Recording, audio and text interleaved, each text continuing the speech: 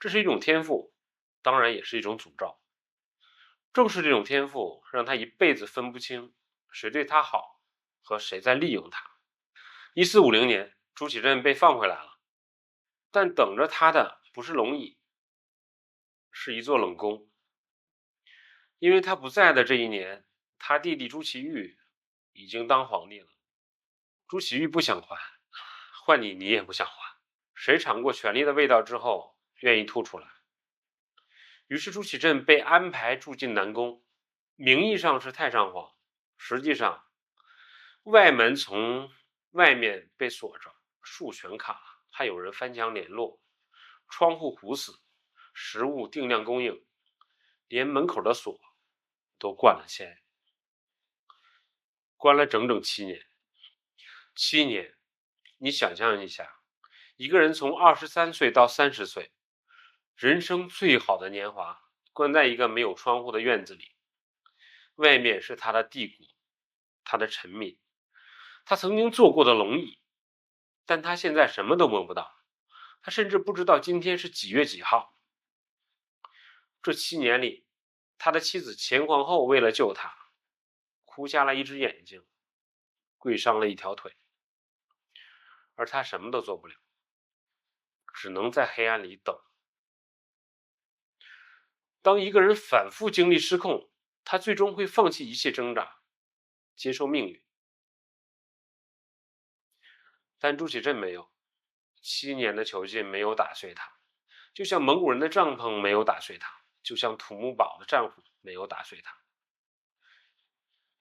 这个人身上有一种非常奇怪的韧性，不是强者的韧性，是某种钝感的韧性。他好像天生缺少一根叫绝望的神经。别人经历了他的遭遇，要么疯了，要么狠了。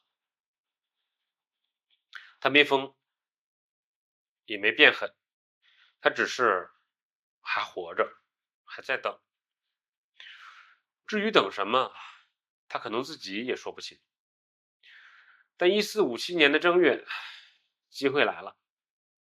他弟弟朱祁钰病重，几个投机者发动政变，夺门之变，撞开了南宫的大门。他又坐回了那把椅子。30岁，瞎了一只眼的妻子站在身边，身上穿的衣服还带着南宫的霉味儿。在这里，我认为我还是要讲一下前皇后。我想尽可能的摒弃掉一些世俗的东西，去表达一种精神。朱祁镇被俘期间，也先把朱祁镇当成了提款机。大明自然也不可能一直满足野先的要求，那后来就1分钱不给。朱祁镇的发妻变卖身边能卖，去给朱祁镇赎身。南宫期间做针线活补贴生计。明英宗朱祁镇复位后，力排众议，复立前后。此时的前后已经瞎了一只眼，瘸了一条腿。你有没有发现，从朱元璋的马皇后，朱棣的徐皇后，再到前皇后，朱家的掌门人似乎在感情方面还挺用情至深。复辟后的朱祁镇做了一些很烂的事儿，我不喜白他。他杀了于谦，就是那个在他被俘时力挽狂澜，保住了北京城，保住了大明国祚的于谦，一代忠臣，斩于西市。于谦应该是大明王朝为数不多的正人君子之一。为什么杀？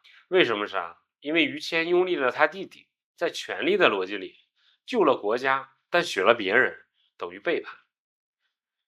这笔账，你能说他全错吗？你能说他不冷血吗？你都能说，但是你也得承认，换成任何一个被关了7年的人坐在那个位置上，他未必会做得比朱祁镇更好看。换你呢？对于于谦，一个坚决不和你站队的人，一个想维持自身地位而可能威胁到你生命安全的人，如果你是皇上，你会怎么做？但就是这个杀了于谦的人，在他临终前下了一道旨，用人殉葬，吾不仁也。此后凡帝王驾崩，不得以公人殉葬。